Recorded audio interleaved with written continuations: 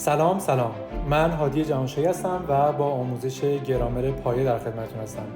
توی این قسمت میخوام آموزش گرامر پایه سال اول دبیرستان رو یا اول متوسطه رو با هم دیگه اینجا مرور داشته باشیم و تمام مطالب گرامرش رو مرور کرده باشیم. یه جزوه گرامر پایه زبان زیر ذره هم هست که میتونید از کانال تلگرام ما که آدرسش حالا هم روی صفحه میاد و هم در ادامه در کپشن این ویدیو وجود داره، میتونید اونجا دانلود کنید به رایگان و همین مطالبی که من میگم رو اونجا نوت برداری کنید. بریم سراغ این جزوه مرور گرامر پایه است. از پایه نهم شروع خواهیم کرد. درس 1 2 3 4 5 6 رو با هم مرور خواهیم کرد. این صفحات 2 تا 11 جزء با این نسخه که من دارم، نسخه 1.5 که حالا ممکنه نسخه های جدیدترش هم بعداً اومده باشه. بریم سراغ آموزش گرامر پایه نهم درس اول.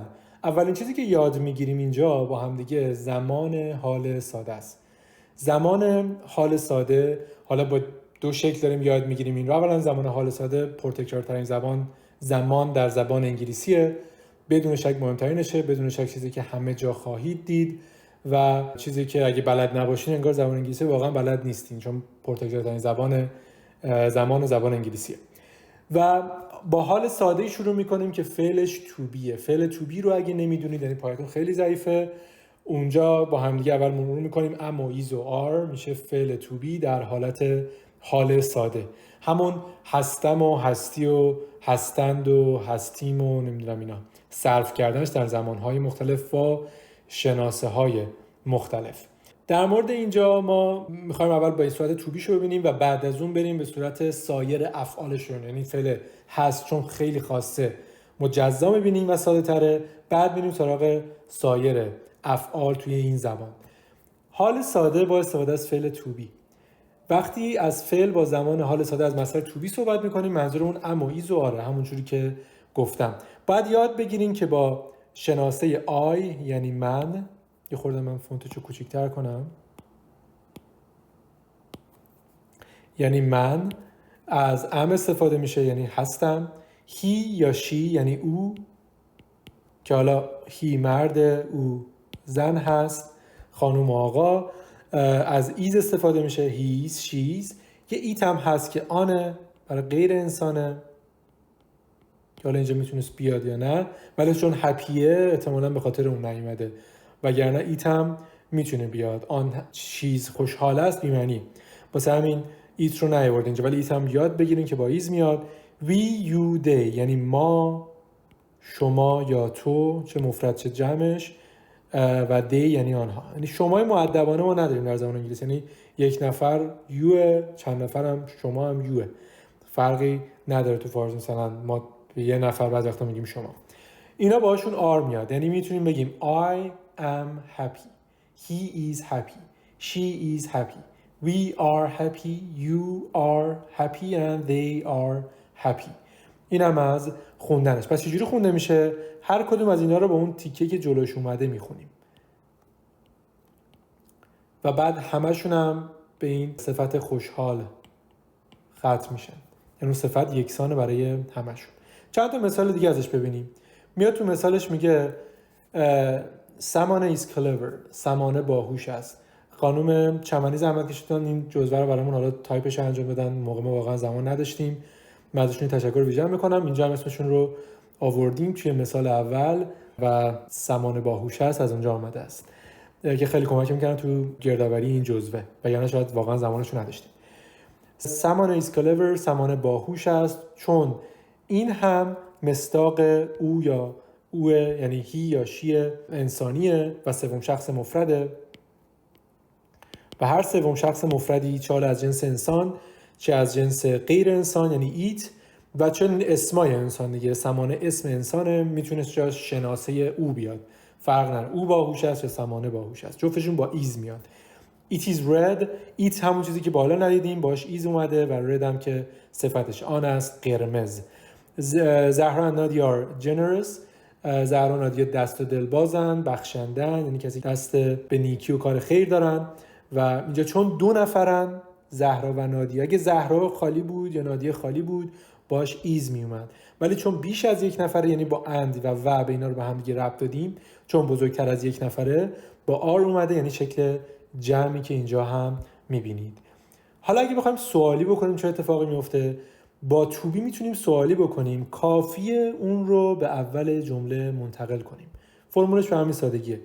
یعنی اگه اما ایزواری که بودش بیاد اول جمله قبل از فاعل، حالا از نظر نقشی این میشه فاعل، این میشه فعل که فعل اصلیه و فعل اصلیه که در این حال میتونه فعل کمکی هم باشه، بعدن یاد میگیریم. اما ایزوار خاصن، مثل بقیه فعلا نیستن. Am I careful? Is she careful? Is he careful? Are we careful? And are they careful? و اینا همشون سوالایی که ما میتونیم بپرسیم. آیا شما مراقبین؟ آیا ما مراقبیم؟ آنها مراقبن؟ او مراقبه؟ من مراقبم؟ کی مراقب هست؟ کی مراقب نیست؟ مراقب و مواظبم اینجا carefulه، یعنی مراقب و مواظبه، حواسش هست، حواسش جمعه. و اینجا تنها اتفاقی که افتاده جای فاعل و فعل اصلی عوض شده. برگردیم بالا، اول فاعل میاد، این فرمول زبان انگلیسی، اول فاعل بعد فعل. اگه ساده ترین شکل یک جمله رو بخواید، اول از همه ما فاعل خواهیم داشت و بعد در کنارش فعل و بسته به این که فعلش چیه بعدش سایر اجزای جمله میتونه بیاد، میتونه مثلا نیاد، خیلی جمله کوتاه بشه. میتونه بعدش صفت بیاد اگه فعل ربطی بعدن یاد میگیریم، میتونه بعدش مفعول بیاد، مثل فارسی دیگه ما مفعول داریم، مصدر الیه داریم، از اون سمت میتونه قید بگیره، قید زمان، قید مکان و چیزای دیگه هم بگیره که بعدن یاد میگیریم. فعلا جمله‌مون ساده است. اگه بخوایم منفی کنیم، نات رو میاریم بعد از فعل to be قرار میدیم. to be که از این بعد میگیم، این to یعنی مصدرساز، be همون فعل اصلی ما، be میشه اما ایز و آر تو زمان حال. تا اینجاشو یاد بگیریم. تو هم یعنی مصدر با تو، حالا بعدا مصدرها رو با هم میخونیم. چی جوری فعل to be رو منفی کنیم؟ not بیار قبلش. میگه I am not talkative. من پرحرف نیستم. He is not shy. اون خجالتی نیست. They are not rude. من دارم آروم میخونم که یاد بگیرین، سریع نمیخوام بخونم، ولی سریعتر میشه خون. مثلا I'm not بعد بگم به حالت عادی، ولی میگم I am not، بعدا مخفف کردنش هم احتمالا در ادامه یاد میگیریم. من نیستم، اینجا شد نیستم، اونجا شدش نیست و اونجا هم شدش نیستند. رود میشه بیادب، اگه بلد نیستین لغات رو هم یاد بگیرین یواش یواش. شای میشه خجالتی و تاکتیو هم میشه از تاک میاد، تاک میشه حرف زدن و تاکتیو هم میشه کسی که زیادی حرف میزنه، میشه وراج و پر حرف، تاکتیو میشه. حالا این تا اینجای کار. حالا ما داریم چی رو میخونیم؟ تو توجه بعدی میاد میگه که شناسه ان رو برای کلماتی که صدا دارن استفاده کنین و شناسه ای رو برای کلماتی که بی صدا هستن استفاده بکنین. مثلا لغت eraser، حالا شاید اینجا دقیق نباشه، یعنی اگه بخوایم معادل نوشتارشون رسیم بهتر بگیم ای، یعنی eraser با ای شروع میشه و ای هم صدا داره دیگه. همون چیزایی که تو فارسی صدا دارن تو انگلیسی هم صدا دارن. چیه؟ ا او آ ای او، یا آره دیگه آ ای او. همونها تو زبان انگلیسی هم وجود دارن. حالا ممکنه بعضیش یه ذره این ور اونور بشه، یعنی بعضی از چیزا هستش که ما نداریم تو زبان فارسی تلفظا، ولی اوکی تو همون مایه است، یه ذره تغییر داره، میتونید درک کنید. اینا صدادار به حساب میشن.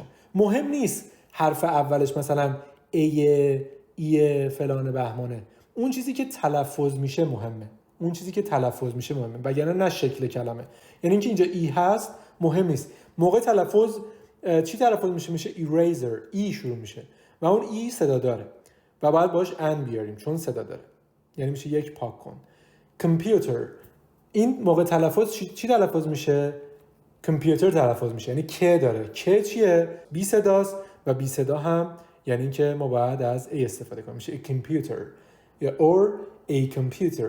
اگه تاکید داشته باشیم ای هم میتونیم بگیم، حالا فرق نداره، چون که هست ما باهاش ای میاریم، وگرنه اگه با صدا بود باهاش ان میآوردیم. حالا ما اینجا یه سری مثالا بعداً نمیدونم اینجا دارم یه جای دیگه دارم، ولی همینجوری بخوام بهتون یه راهنمایی بکنم بعداً نمیدونم داریم مثالشو نه. مثلا لغتی داریم تو زبان انگلیسی honest، خیلی کلمات زیادن. حالا من یه مثال ساده دارم میزنم. honest تلفظ اولش hش، یعنی اون h که اونجا اومده تلفظ نمیشه و تلفظش با آ هست در واقع. حالا honest تلفظش آ هست و اونجا هم چون تلفظش آه باید باهاش ان بیاریم، نمیتونیم باهاش ای بیاریم، بگیم h داره اولش. مثلا هی که تلفظ نمیشه، هانست نمیگیم. اگه هانست میگفتیم اوکی باید باهاش ای می آوردیم، ولی الان که میگیم honest یعنی تلفظ مهمه نه ظاهرش. تلفظشون صدا داره باید باهاش ان بیاریم. مثلا an honest person، یک فرد صادق، صادق میشه راستگو، اینم honest. و نکته بعدی که اینجا نوشته شده وجود داشتنه. ما چیزی داریم به نام there و بعدش هم اما ایز آر و was over. حالا was over رو بعدا میخونم، اونو گذاشته اما ایز آر برای این حالا به معنای وجود داشتنه. there میاد بعدش اما ایز آر میاد و در این حالت معنی وجود داشتن رو میده. مثالش رو با هم ببینیم فکر کنم قشنگتر باشه که اونجا قشنگتر یاد میگیریم. میگه there is an eraser in the classroom. اینجوری خوندم there is an eraser in the classroom. یک پاک‌کن در کلاس درس هست. there is a computer یا one computer in the classroom. این رو میتونیم بشماریم، هر جفتش رو میتونیم بشماریم. بالا میتونستم بگم one eraser، حالا میتونم بگم an یا one یعنی یه دونه، چون قابل شمارشه باش عددم میتونه بیاد. حالا اگه جمع ببندم میشه چی؟ there are 2 students, 3 students, many students, some students in the classroom. 2 تا دانشجو، 3 تا، many یعنی خیلی، some یعنی تعدادی دانشجو. student هم میشه دانشجو هم میشه دانش آموز، یعنی فرقی بینشون نیست. چه اون کسی که حالا مدرسه میره، چه اون کسی که دانشگاه میره یا کالج میره، همشون student خطاب میشن. نکته خیلی خاصی نمیمونه. این مفرد یا جمع بودنش وابسته است به کلمه بعدی. کلمه بعدی چجوریه؟ این هم همینطور جمع به واسطه کلمه بعدی. فرق داره با قبلی‌ها.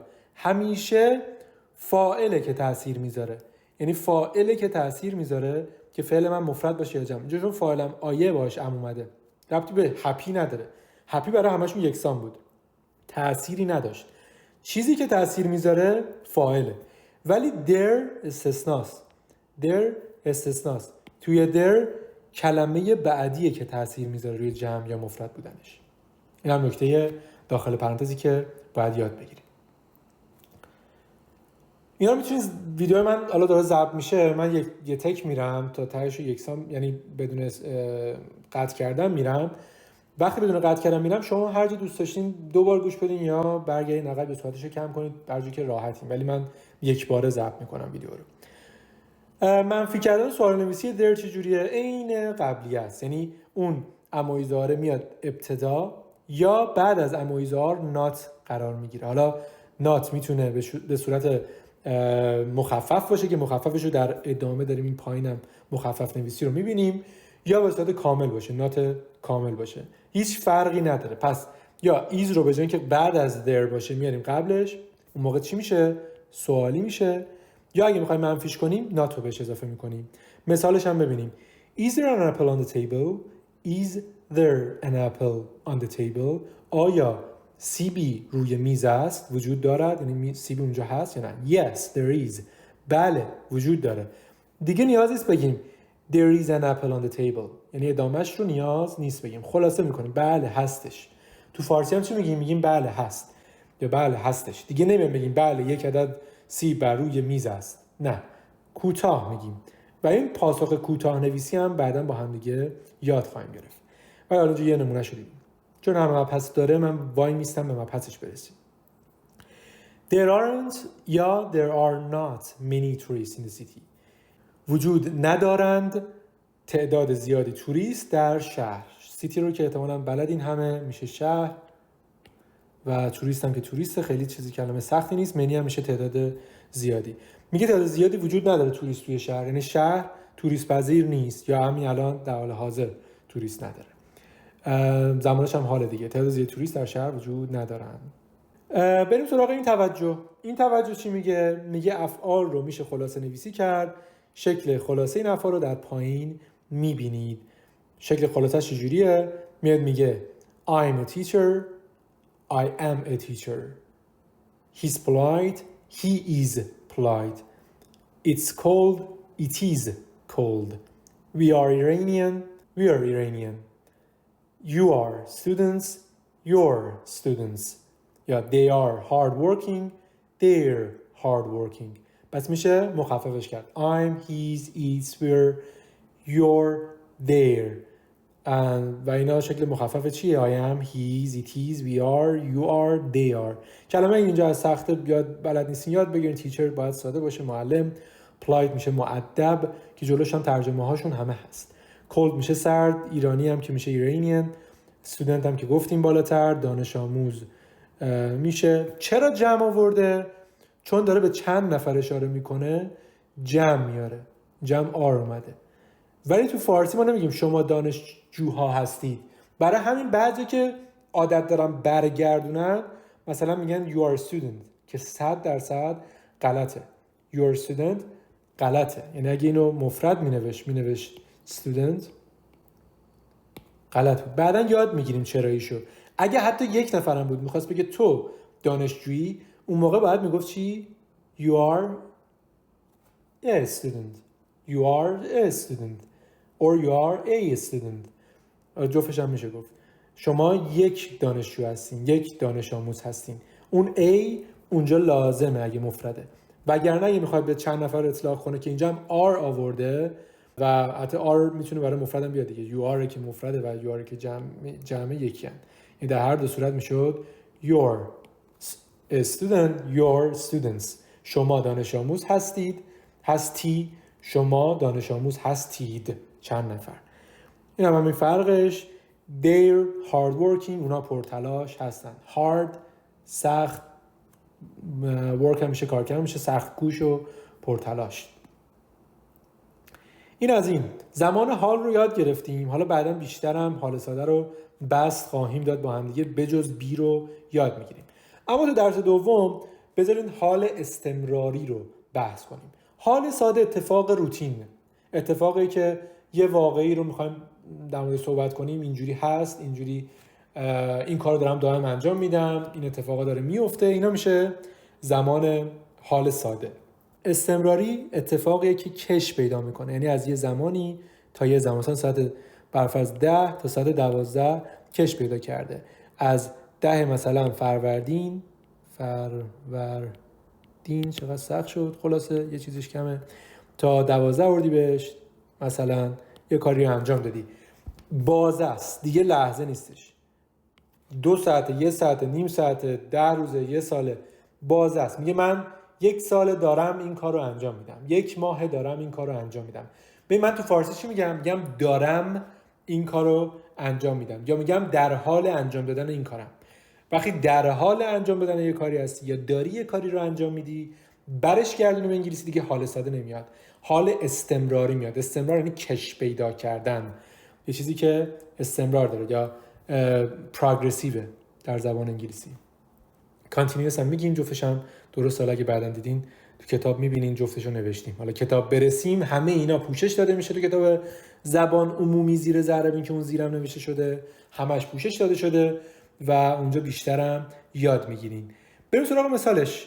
ساختارش اول ببینیم بعد بریم سراغ مثالش. ساختارش اینه که ام و ایز و آر میاد. حالا بر اساس اینکه فاعل چیه، فاعل یاد گرفتیم. اگه آی بود باش ام میاد، اگه هی و شی و ایت بود باش ایز میاد، و اگه دی و یو و وی بودش یا وی و یو و دی بودش باش آر میادش و اونا بستگی به نوع فاعل ما داره. بعدش فعلی که آینجی داره میاد، یعنی شکل ساده فعلی که یه آینجی بهش اضافه شده. مثلا فعل speak تبدیل میشه به speaking. میشه I'm speaking. He, she is speaking. They, we, you are speaking. I'm speaking Persian. I'm speaking English. I'm speaking Arabic.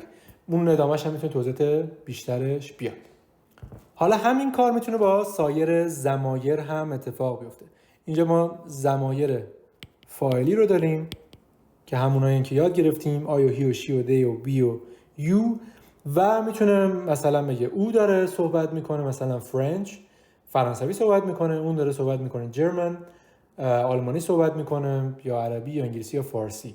همینا میتونه به این شکل شما این خط رو وصل کنی و ادامه بدی بخونی. مثلا بگی You are speaking German. همینجوری میتونی اینا رو با هم بخونید. بخش اول فاعله. بعدش بر حسب فاعل to be میاد که همون امایز و آره و بعد از اون فعل آینجی دار میاد و در نهایت هم به چی ختم میشه؟ فعل صحبت کردن نیاز داره که حالا بگی به چه شکلی، به چه زبانی. اینجا زبانش رو در ادامه آورده که به عنوان آبجکت جمله یا مفعول جمله در ادامه میادش. پس مفعولم در نهایت اومده که جمله‌مون کامل بشه. اما ترجمهش هم مهمه دیگه. میگه من دارم صحبت میکنم فارسی، اون داره صحبت میکنه مثلا عربی، آنها دارن صحبت میکنن یا در حال آلمانی صحبت کردن هستن. ترجمهش استمرار رو به شما میرسونه. یعنی همین الان دارن به فلان زبان صحبت میکنن.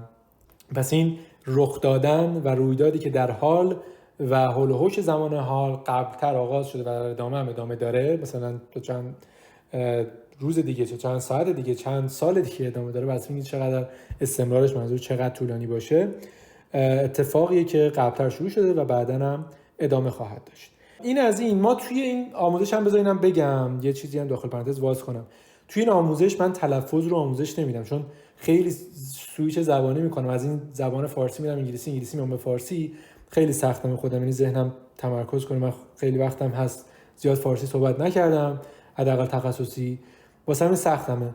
واسه همین ممکنه تلفظام بعضی جا اشکال داشته شه، ولی نکات تلفظی رو سعی میکنم به شما بگم. اگه یه موقعی از دست من در رفت، حداقل شما نکته رو بدونین اشتباه نکنید یا من گوشزد کنید. چه یه نکته تلفظی اینجا داره، اینو بگم و بعدتر اینو زیاد خواهید دید. حرف اس رو که اینجا میبینین، ما تو زبان فارسی وقتی میخوایم تلفظ کنیم یه تلفظ اشتباهی که وجود داره میگیم چی؟ اسپیکینگ.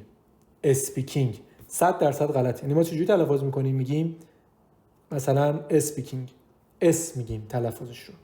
چرا ما اینجوری میگیم؟ به خاطر اینکه تو زبان فارسی ما هیچ وقت نداریم دو تا ساکنی که بی صدا هستن کنار هم بیارن. مثلا اگه بنویسم سین و پ جفتشون هم ساکنه، اون علامت ساکنه، بگیم سپیکینگ،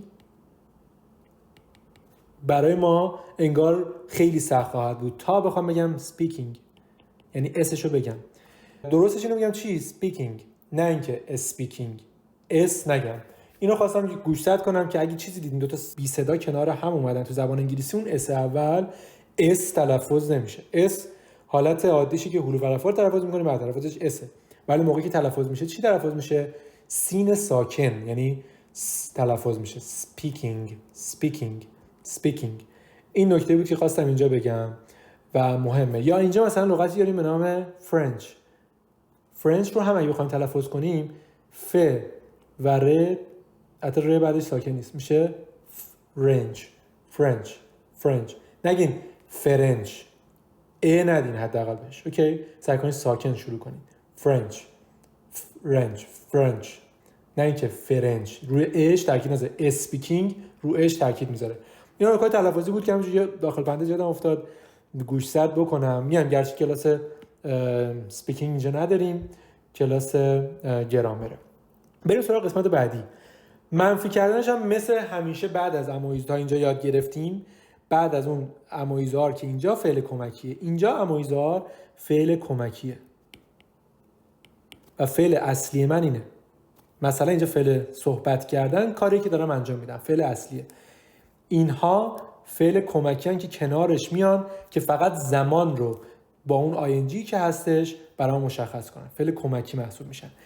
بعد از فعل کمکی خودم منفی کننده رو میارم. پس امویزار میتونن یه جایی فعل اصلی باشن به معنی هست و بودن، ولی اینجا معنی هست نمیده، فعل نیستش. اینجا وقتی با آینجی ترکیب میشه به یه فعل میچسبه، مثلا معنی در حال فلان چیز بودن میده یا داره فلان کار رو انجام میده. دیگه معنی هستن و اینا نمیده. I'm not یا I am not speaking Persian.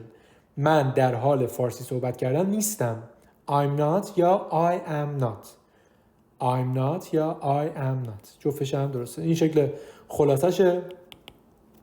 این شکل کاملشه. شکل خلاصه توی محاوره به شدت دیده میشه، یعنی خلاصه‌اش اتفاقا بیشتره و توی نوشتاری یا گفتار رسمی مثلا مقاله دانشگاهی، مقاله این حالت خلاصه چیه؟ ممنوعه که نباید بنویسین، بهتره که ننویسین. بنویسین نشون میده خیلی این کارو نیستین. توی مقالات ما شکل خلاصه رو نمی‌نویسیم. اینجا هم شکل خلاصه بقیه‌اش هم داریم می‌بینیم. مثلا میتونم بگم you are not reading a book, you're not reading a book, you aren't reading a book. هم you are میتونه تبدیل بشه به your و بعد not بگیره، هم خود are not مخفف داره و مخففش aren't. You aren't reading a book یا you're not reading a book. جفتش هم درسته، یا you are not reading a book. چون محاوره اگه کامل بگیم به جوری تاکید داره، مثلا you are not reading a book، این تو در حال کتاب خوندن نیستی. مثلا قرار بود کتاب بخونی، الان دیدم نیستی، چرا خالی بستی؟ اینجاست یه ذره تاکیدش بیشتر میشه دیگه، اونجا مخفف نمیشه. عادی بخوام بگم که گزارش بدم در حال کتاب خوندن نیستی، میگم چی؟ you aren't reading a book، تو الان کتاب نمیخونی. باز با ایزم مخففشو ببینیم. She's not writing a letter. She's not writing a letter. She isn't writing a letter. She's not. She isn't. She is not. همش درست. یعنی چه کامل بگی، چه is رو فقط مخفف کنی بشه she's not، یا بشه is not رو مخفف کنی بشه isn't. She isn't writing a letter. Writing a letter میگم. بالا اگه اینجوری میگم بعضی وقتا اگه دیدین صدای نزدیک به د اینجا شنیدین، خواستم بگم تعجب نکنین. Writing a letter امریکنه، تو امریکن اینجوری تلفظ میکنن موقعی که سری میخونن، وگرنه میتونید توی بریتیش بگی چی؟ سوال نویسی هم مثل همیشه امایزه ها رو میاریم انتهای ماجرا، انتهای جمله. ببخشید من دستم میخوره، این زوم میشه. و امایزه ها رو ببخشید ابتدای جمله میاد قبل از فاعل. فاعل همیشه اول میاد در جمله خبری. الان که سوالی میشه فاعل چی میاد؟ دوم میاد و قبلش فعل کمکی میاد. پس وقتی دیدیم فعل کمکی ابتدا اومده یعنی ما میخوایم سوالی بپرسیم. Am I reading a book? Am I reading short stories? Am I reading newspapers? Am I reading a poem? همینا با are they reading a poem و الی آخر میتونن خونده بشن. آیا من دارم میخونم یک کتاب؟ short stories داستانهای کوتاه، طبیعتاً stories میشه داستانها و short هم میشه کوتاه. newspapers هم که احتمالاً میدونین میشه روزنامه ها و poem هم که میشه شعر. آیا من شعری میخوانم، روزنامه هایی میخوانم، داستان های کوتاهی میخوانم یا کتابی میخوانم؟ جمع یا مفرد بودن فعل کمکی هم از فاعل نشأت میگیره. ربطی نداره که اونجا میگم یه دونه کتاب یا میگم چندین کتاب، چندین روزنامه، فرقی نداره، اون تاثیر نمیذاره. am I یا is he، is میمونه. اون جمع یا مفرد بودنش از فاعل نشأت میگیره. اینم خواستم یادآوری کنم. دو تا مثال هم پایینش ببینیم.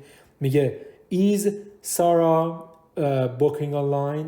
آیا سارا داره بوک میکنه یه چیزی آنلاین؟ بوک کردن اینجا فعله، این بوک میشد کتاب. وقتی فعل میشه یعنی رزرو کردن. یه سایت معروف هم داریم booking.com که اونجا بوک به معنای باز رزرو کردنه و معنی مثلا دارم میگم هتلی بخوایم رزرو کنیم، پروازی رو بخوایم رزرو کنیم، اینا میشه چی؟ میشه فعل بوک. پس هم شکل اسمی داره هم شکل فعلی داره.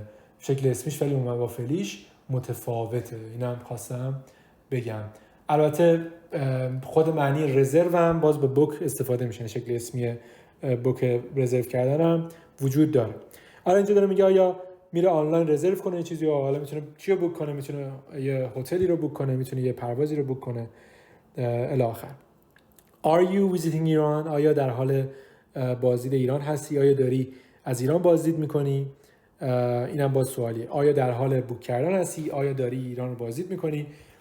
ویزیت میکنی، ملاقات میکنی، یعنی اینجا بازدید میکنی، که اینم این سوال بعدی. باز are و بعدش ابتدای جمله اومدن. پرسشی کردن فقط با امویزار نیاز نیست باشه، حالا چه تو این زمان چه تو زمان دیگه. کلمات پرسشی هم داریم. همیشه ما سوالام آیا نیست، اینا سوالا از جنس آیا این اتفاق میفته است، آیا اون اتفاق نمیفته است. بعضی وقتا سوالم از جنس where یعنی کجا.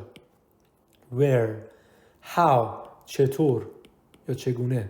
when کی چه وقت چه موقع. who چه کسی. میتونم از کلمات پرسشی استفاده کنم. همیشه نمیگم آیا این اتفاق میفته، میگم کی این کارو کرد، کجا میری، چطور این کار انجام میشه. مثلا از این چیزای اینجوری. حالا مثالی که اینجا اومده میگه how am I going. how am I going. how am I going البته معانی مختلفی داره ولی توی بریتیش معنیش اینه که حال من چطوره. how am I going حالم چطوره. البته بیشتر از کسی دیگه از هیچ وقت حال خودت از خود نمیپرسی ولی میتونی بگی مثلا how are you going میشه حالت چطوره. مثل اینه که بگم how are you. how are you going. یا میتونم بگم where are you going. where am I going. where are they going. where is he going. اونجا معنیش چی میشه؟ کجا داری میری. how رو در یک محتوای دیگه، مکالمه دیگه که من میدونم در مورد وسیله حمل و نقل داره صحبت میشه، میتونم اینجوری هم ترجمه کنم. وقتی میگم how am I going یعنی از خودم انگار دارم how am I going خیلی بی ربطه. معنیش میشه که با چه وسیله نقلیه‌ای میرم. از خودم انگار دارم سوال میپرسم.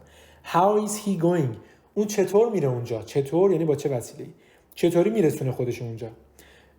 بعد میتونه میگه با اتوبوس، با قطار یا هر چیزی که داره میره.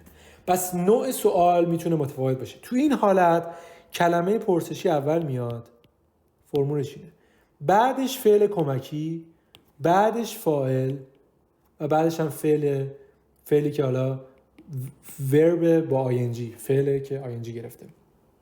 فعل کمکی یعنی فعل کمکی فاعل و فعلی که ING داره مثل فرمول بالاست. تنها فرقش اینه که این کلمه پرسشی هم اضافه شده که دیگه سوالم فقط از جنس آیا نباشه، از جنس چطور و چگونه و چه کسی باشه. دو مثال دیگه هم داره با what و who. What is she playing. چی داره اون بازی یا چه چیزی داره، چه بازی اون داره میکنه. What is she playing. مثلا میتونه پلی استیشن بازی کنه یا یه بازی دیگه بکنه، فوتبال بازی کنه، هر چیزی. Who is speaking to the teacher. چه کسی با معلم داره صحبت میکنه یا چه کسی در حال صحبت کردن با معلمه. باز who اومد، فعل کمکی، فعلی که ING داره و اینجا هم فعل کمکی، فاعل و فعلی که ING داره. یه نکته خیلی مهم داره اونجا، اونم هوه. هو خیلی خاصه. هو سوال من از فاعله. میگم کی داره اون کار انجام میده. سوال از کیه؟ از خود فاعله.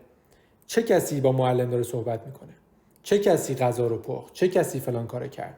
چون سوال از فاعله دیگه غلطه اگه بگم who is he speaking to the teacher. 100% غلط. who خودش فاعله. پس ضمیر فاعلی حق نداریم بیاریم.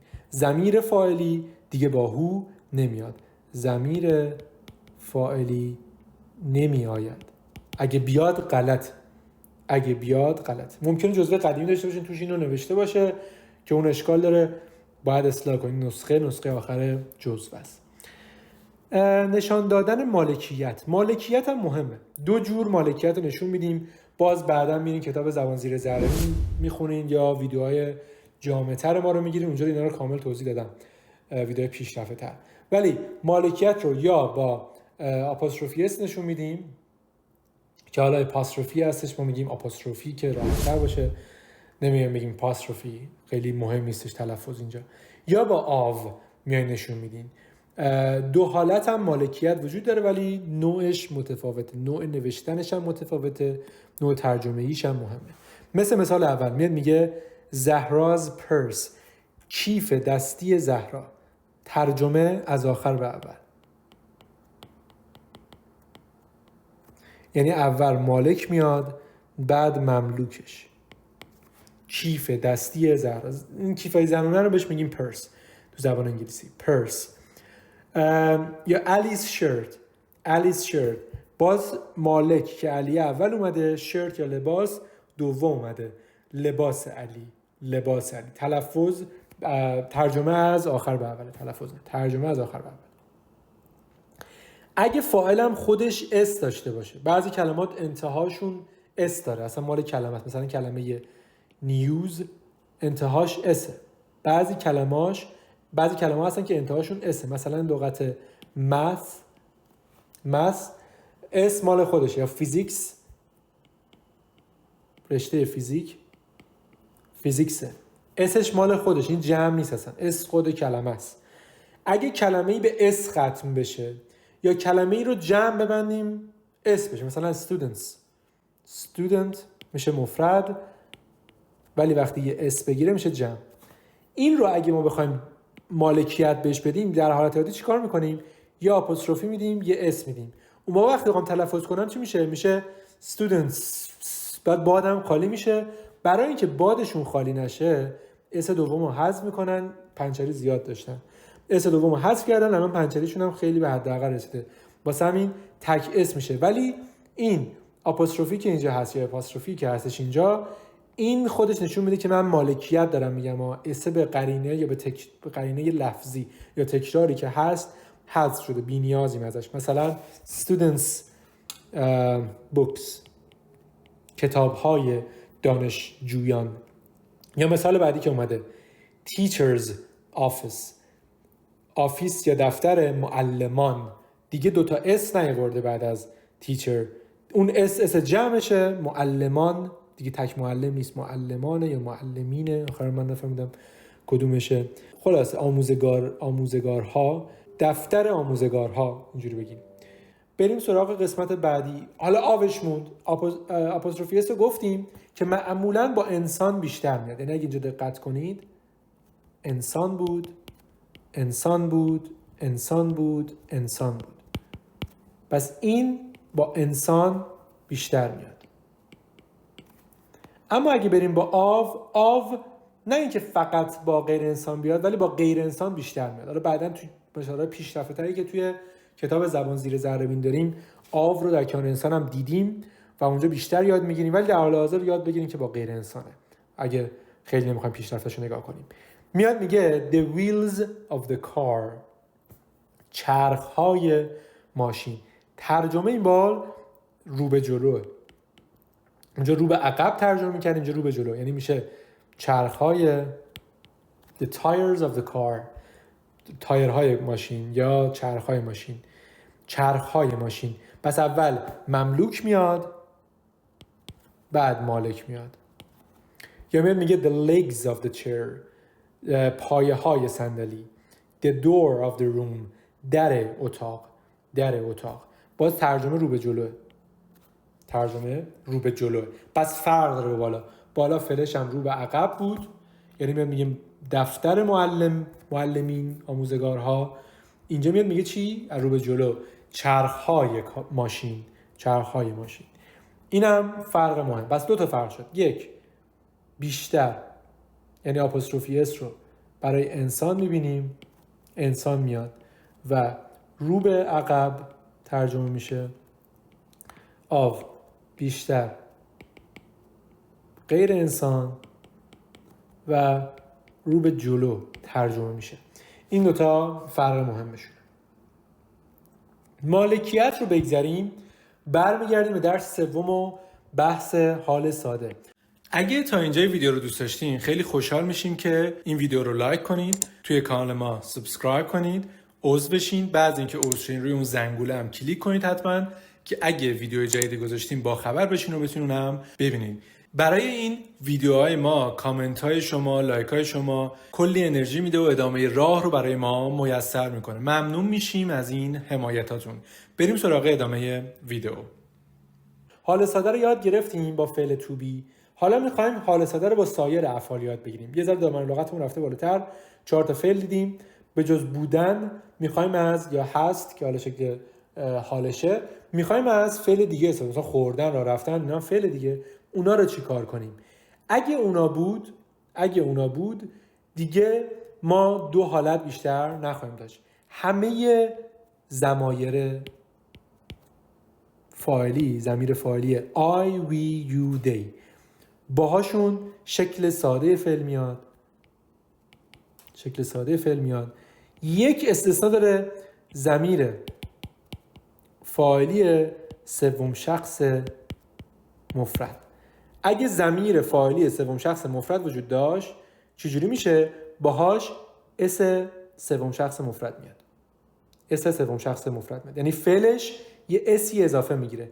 این اس یعنی مفردش کرده. ببخشید من اینو پاک کنم. این اس مفردش میکنه، جمع نمیبندتش ها، مفردش میکنه، سوم شخص مفردش میکنه. مثلا میگه I like، من دوست دارم، خوشم میاد. We like، you like، they like. بعدی از اون میگه he likes، she likes. حتی ایت با لایکس خیلی چون غیر انسانه معنی نمیده، ولی حالا فرض کنیم با ایت هم اگه بود چون سوم شخص مفرده با اونم اس میادش، به فعلش یعنی اس اضافه میشه. این از این. حالا مثالشو بخونیم. میگه I like New Year holidays، من دوست دارم تعطیلات. هالیدی میشه تعطیلات، نیو ایر هم که احتمالاً بدونیم میشه سال نو. تعطیلات نو که میشه نیو ایر هم میشه سال. تعطیلات سال نو رو خوشم میاد ازش، دوست دارم. ایران که دیگه تعطیلات سال نوش نوبره، یعنی فکر کنم 20 روز هر سال مردم تعطیله. You like New Year holidays. They like New Year holidays. یا he likes New Year holidays. She likes New Year holidays. و یا اونا خوششون میاد یا او خوشش میاد یا ما، ولی فعلش فقط برای سوم شخصه که متفاوته. اینجا هم میبینیم هر جایی که اس رو دیدیم که حالا اس، اس، آی اس اینا ممکنه ببینیم توی مثال که الان جاست با قرمز، یعنی این که ما سوم شخص مفرد اینجا داریم. میاد میگه we study English، ما مطالعه میکنیم زبان انگلیسی رو. چون ما سوم شخص مفرد نیست باش فعل شکل ساده اومده، ما مطالعه میکنیم زبان انگلیسی رو. پس اول فاعل اومد مثل همیشه، بعد فعل اومد، بعدش هم حالا فعل اگه مفعول نیاز داره مفعول میاد، اگه نه بقیه اجزای جمله. یاسین reads a newspaper، یاسین میخواند یک روزنامه، یک روزنامه رو مطالعه میکنه.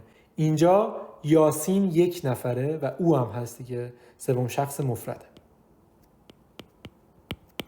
پس اتفاقی که باش میفته اینه که فعلش اس سوم شخص مفرد میگیره. علی watches TV، اینجا فعل watch اگه میشد watches خیلی سخت میشه تلفظش هم، واسه همین شده چی؟ watches TV. این تغییری که در ادامه تون توجه بعدی یاد خواهیم گرفت که کی اس میگیره کی ای اس میگیره. در واقع اس ولی برای سادگیش یه ای هم بهش اضافه شده، پس همون سوم شخص مفرد است، خیلی تعجب نکنید. یا فعل study انتهاش وای داره. اینجا اگه من یه اس بدم یه ذره زشت میشه، یعنی ظاهرش زشت میشه. تو این حالت یه تغییری میدن فعلو و از این حالت استفاده نمیکنن. یعنی موقعی که study هست میخوان سوم شخصش بکنن چیکار میکنن؟ این رو میشه IES، یعنی این خط میخوره به جای وای ما آی میذاریم، شکلش ظاهری زیباتر هم میشه studies. زهرا studies her lessons، باز نمیگم study مثل speaking، میگم چی؟ study. زهرا studies her lessons، زهرا درساشو مطالعه میکنه یا میخونه. برگردیم به حالت عادی. حالا توجه چی میاد میگه؟ توجه میگه در حالتی که فاعل ما سوم شخص مفرد باشه، حالا چه میخواد هی باشه، چه شی باشه، چه ایت باشه، چه هر اسم مفرد دیگه. یه زوم کنم الان راه دوری نمیره. اینجا تو زمان حال ساده فعل ما اس یا اس میگیره، همون چیزی که من گفتم، و چه موقع اس اضافه چه موقع ای اس اینجا تو این قانونا پایین خواهیم خوند. اکثر فعلا با افزودن اس به انتهاش، اینم حفظی ها، نکات حفظیه ولی نیاز نیست حفظم کنید. من واقعا قوانینش رو حفظ نیستم، انقدر دیدم میدونم فلان فعل با اس میاد فلان فعل با اس میاد و برام مثلا سخته مثلا شکلی فعلی رو که با اس میاد با اس بنویسم، مینویسم یه جوری میشم، میدونی مثلا اینی که یه غلط املایی داریم وقتی میخوای بنویسی غلط اینجوری بنویسی چقدر رو اعصابت میره. دقیقاً اگه خب زیادم ببینی انگلیسی رو همون اتفاق برات میفته دیگه که غلط نمی‌نویسی. و واقعا من حفظ نکردم، توصیه نمی‌کنم حفظ کنید، ولی قانونش اینه چیزی که می‌خونیم که امیدوارم قانونش رو نشینید حفظ کنید، ولی اینقدر خواهید دید که یاد خواهید گرفت. اکثر فعلا همون اسم میگیرن، مثلا ران میشه چی؟ رانز. سی یا دیدن میشه سیز. ران میشه دویدن. پلی میشه پلیز. یعنی یه اس میگیره. به جز حالات زیر. حالات زیر چیه؟ ES رو موقعی میزنیم اضافه میکنیم به این لغت که انتهای اون کلمه سین، یعنی سین کنه، تلفظ سه، ش، چ، ز، یعنی تلفظ سین و شین و چه و ز تو فارسی جوریه چیزه. اگه به اینا ختم شد سخته من بهشون یه اسم بدم. مثلا چیز به اس ختم میشه بگم مثل همون حالتی که گفتم students سخته، یا بخوام بگم مثلا کلمه به ختم میشه بگم ز ختم شد خیلی سخته. واسه همین چی میاد؟ ES میاد و تلفظش یه ذره تغییر میکنه. مثلا چی؟ watch میشه watches، یا guess میشه guesses، یا mix میشه mixes و اینجا ES به کلمه اضافه میشه. اگرم او بود انتهاش اونم yes میگیره. حالا تلفظش یه ذره فرق داره. مثلا do میشه does، go میشه goes، goes نمیشه، میشه goes، go میشه goes، رفتن میشه او رفت میشه goes، do انجام دادن میشه does. تلفظاش ممکنه یه ذره فرق کنه. یواش یواش تلفظا رو انقدر میشنوین یاد میگیرین. تلفظ وای هم به انتهای لغات اگه وای داشتیم و قبلش هم حرف بی صدا بود، این دوتا قانون، وای داشتیم حرف بی صدا، مثلا study یه حرف بی صدای دی داریم بعدش هم وای داریم، بی صدا د، دال، آره دال که نگیم بی صداست، وای قبلش بی صدا اومده واسه همین تبدیل میشه به چی؟ IES. یا پارتی یعنی مهمونی گرفتن، حالا مهمونی هم میشه، مهمونی کردن هم میشه، مهمونی گرفتن هم میشه. تیه بعدش وای داره و اینجا تی بی صداست واسه همین ES میگیره. IES میشه یعنی وایش. فلای میشه فلایز، باز ال وای F L وای، الش بی صداست، بی صداست، وای که میگیره میشه فلایز. از اون ور have داریم که میشه has، استثناء بی قاعدن. اما ایزم اما آرم میشن ایز بی قاعده است دیگه، برای یادمون هست برای سوم شخص هی و شی و ایت ما از ایز استفاده میکنیم. یا اگه have بود میشه has، اینم برای هی و شی و ایت باز از has استفاده میکنیم. اینا بی قاعده است، این استدیز و اینا که ای استرا همه برای هی و شی و ایتن. سایر ضمایر من و تو، او و ما، ایشان و آنها، اونا از شکل بدون اس یا یسش استفاده باید بکنیم. نوشتم حالا شما بگین شکل سوم اینا چیه، تمرین خودتون انجام بدین. تمرین برعکس پایینش جوابشو نوشتیم، برعکس نوشتیم که راحت نتونید تقلب بکنید. اول فکر کنید بعدن جوابشو نگاه کنید. جزوه هم در کانال تلگرام جان انگلیش پلان همیشه قابل دانلوده. کافیه که هشتگ جزوه رو اونجا سرچ کنید. توی کانال تلگرام ما هشتگ جزوه رو سرچ کنید، جزوه براتون خواهد آمد. هشتگ جزوه رو داخل کانال سرچ کنید. اون تمرین خودتون انجام بدید. چون جوابم داره دیگه، خیلی لطفی نداره من اینجا بخوام توضیح بیشتر بدم. اگه سوالی داشتین آیدی ما هم هست زبان زیر ذره بین. زبان زیر ذره بین. متاسفانه سوء استفاده که میکنن مثلا ذره بین با یه دونه آر هم ساختن، نمیدونم از چی سوء استفاده میکنن، ولی خلاصه ما دو تا آر داره، ذره بینه، ذره بین نیست. ذره بین دو تا آر هم داره، اونم آیدی ماست. 6-7 سال پیش هم ساختیمش، بعدن اومدن از روش کپی برداشتن. زبان زیر ذره بینه، اشتباه نگیرید. حالا منفی سوالی کردن افعال غیر توبی، جز توبی یعنی به جز توبی، غیر از توبی رو چی کار کنیم؟ ما از دو یا داز استفاده میکنیم. یادمون بیاد، یه یادآوری کنم، موقعی که ما اما ایز و آر داشتیم،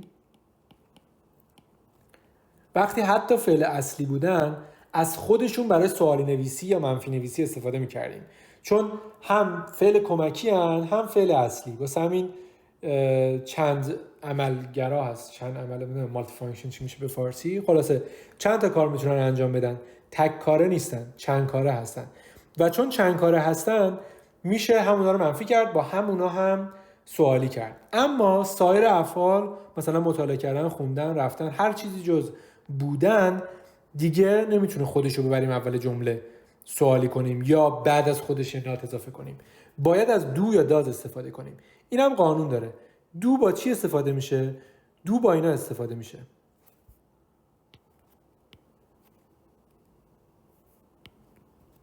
با این شناسه ها، ببخشید با این ضمایر، من اگه بعضی جا اشتباه گفتم شناسه شما به بزرگی خودتون ببخشین، ضمایر فاعلی هستن اینا و در زبان انگلیسی میشن pronoun. ضمایر فاعلی هستن. ضمیر فاعلی جز سوم شخص مفرد که همیشه باز خودش ساز مخالف میزنه که هی و شی و ایتن، ایتا اینجا اگه نمیبینید به خاطر نوع فعلشه، چون احتمالاً فعل من چیه؟ خریدنه. آن خرید، من اینکه ربات باشه وگرنه با غیر انسان نمیره چیزی بخره. آی و وی و یو و دی باش دو میاد، با هی و شی و ایت داز میاد و میشه do not does not، چون میخوام منفی کنم. این که منفی کردن هیچ. این فعل کمکی منه که بر حسب فاعل من تغییر میکنه و در نهایت فعل من میاد و بعدش هم چون فعل من مفعول میخواد مفعولش میاد. این اگه زوم اوت کنم بخوایم کل تصویر رو ببینیم میشه چی؟ I do not buy new clothes. این هم تلفظ میشه clothes. حالا تلفظش خاصه میشه clothes. سخته بگم clothes. بس همین تلفظ میشه چی؟ clothes. I do not buy new clothes. He does not buy new clothes. She does not buy new clothes. They do not buy new clothes. بستگی داره پس فاعل من چی باشه؟ باش یا do بیاد یا does و بعدش هم not منفی کننده. مثال ببینیم. مخفف میتونه باشه. تو مثال مخففش ببینیم. مخفف do not میشه don't. مخفف does not میشه doesn't. زهرا doesn't wash the dishes. یا I don't play tennis. من بازی نمی کنم تنیس. I don't play tennis. یا زهرا doesn't wash the dishes. زهرا ظرفا رو نمیشوره. زهرا ظرفا رو نمیشوید یا نمیشوره. doesn't don't چیز خاصی نداره. فقط چرا does اومد؟ چون زهرا یک نفر سوم شخص مفرده. یعنی اوه دیگه. یک آدم غایبه. او. زهرا نمیشوره. تو من نیستیم که حاضریم یا آنها و ما شما هم نیستیم. پس در این حالت هم ما از چی استفاده میکنیم؟ داز استفاده میکنیم، نه دو. دو برای آی و وی و یو و دی استفاده میشه. I don't play tennis. منظور از دی هم مثل اون میتونه جایگزین بشه، مثلا یه اسم جمع بیاد. گفتم همونجوری که گفتم مثال بالا یادم رفت چه اسمایی بود، برفرض دارم میگم جین و جولی. هر دو تا اسم میاد. جین و جولی این کارو میکنن چون دو نفرن، باهاش چی میاد؟ دو میاد. یعنی هر چیزی که جمعه باهاش دو میاد. داز برای مفردا میاد. یک نفر. سوال نویسی هم فعل کمکی مثل همیشه میاد اول جمله.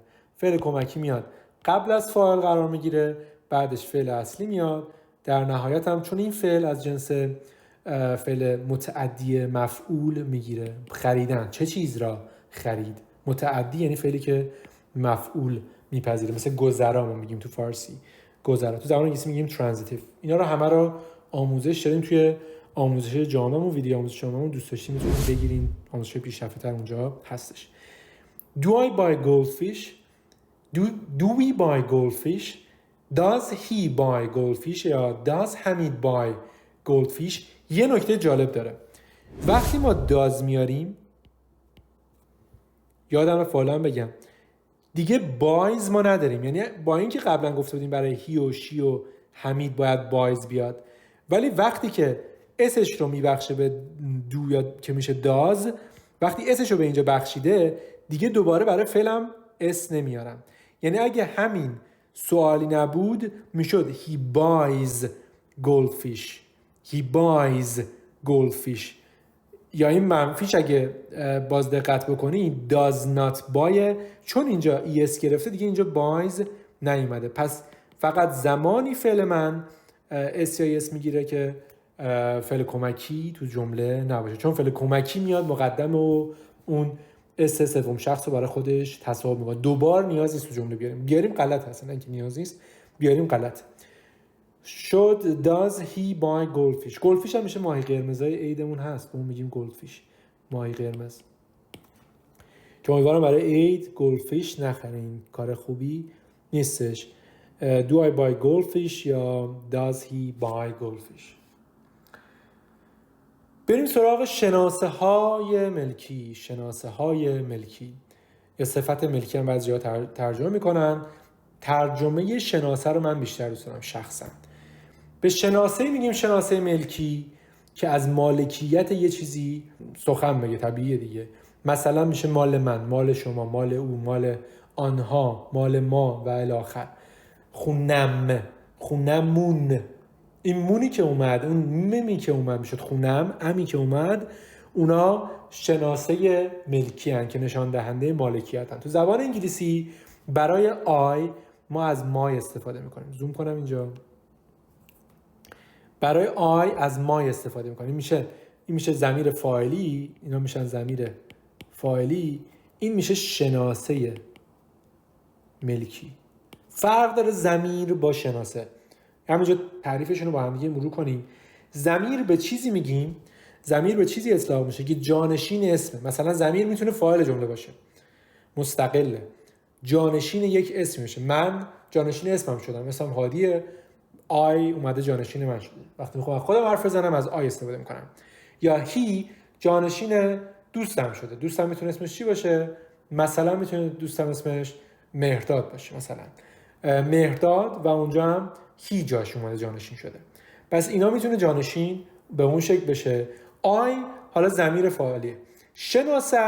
شناسه ضمیر نیست و مستقل نمیاد، کنار یک اسم دیگه میاد. شناسه ملکی کنار اسم میاد و اون اسم رو مالکیتش رو مشخص میکنه.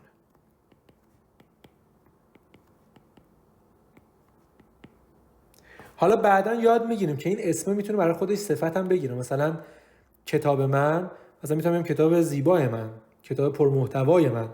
صفت هم میتونه بگیره. یعنی اینجا صفت مفت هم میتونه بیاد، ولی فعلا میخوایم ساده ترین حالت رو یاد بگیریم.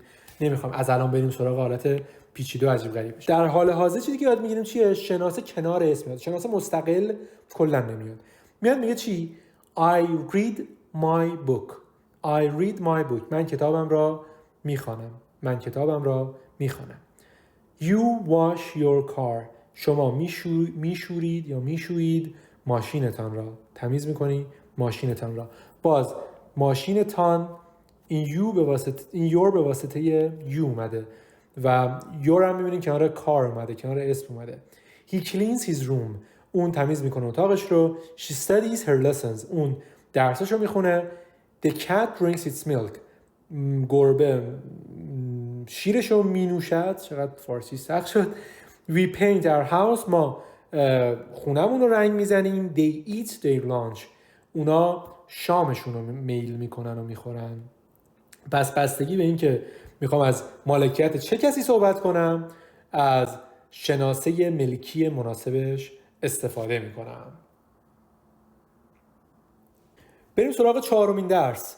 چهارمین درس همون جملات پرسشی که با هم دیگه یه نگاهی بهشون انداخته بودیم. مثلا who, which, what, when, where, whom, why, how و حالا غیر از how که با h شروع میشه بقیه‌شون با wh شروع میشن و میشه who چه کسی، which کدام، what چه چیزی، چه، when چه وقت، کی چه موقع، where کجا، whom چه کسی، why چرا، how چطور و چگونه و اینا. چگونه که صحبت میکنیم. اینا رو ترجمه‌شو یاد بگیرین که دیگه واجبه. اگه بلد نیستین یاد بگیرین، حفظ کنید. حفظ کردن اینا واجبه. و بریم سراغ مثالش بعد از اینکه اونا رو به مرور حفظ خواهید کرد. اگه فعل ما to be بود که مثالش هم بالا دیدیم، بعد از what یا where اون فعل to be رو میاریم. میشه چی؟ What is that? What are those? Where is that? Where are those?